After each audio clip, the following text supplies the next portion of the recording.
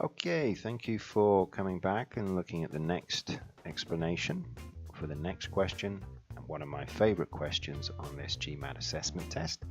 It is about the remarkable female Goliath bird-eating tarantula. Now, if any of us see this animal, no doubt we would probably run away, but that's not a flaw on the part of the animal itself. She's a beautiful creature.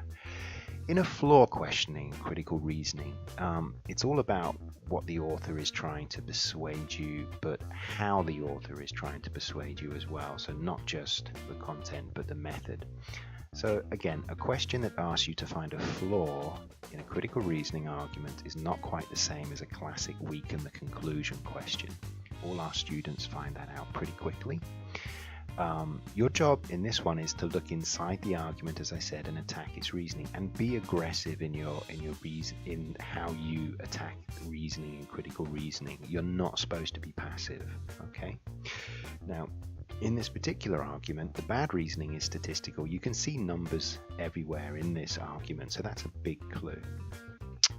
A growth rate, specifically, is not equivalent to a length. Now, if you carefully analyze the vocabulary, you'll notice that that is what is being done or attempted by the author.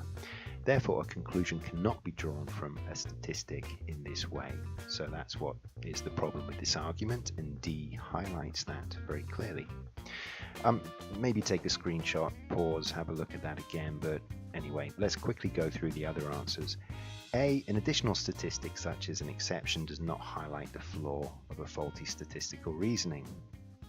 B, extremely important for any animal to have energy, but that's not a flaw. C, weakening a premise by adding a new premise is not what's in a flaw question, so that's very important to realize. And finally, E, a remarkable statistic, 200, and much respect to the spider, but it does not expose a statistical flaw or a flaw in the reasoning of the argument. So there you go, maybe read through that again. One of the hardest questions on the assessment test, but there we go.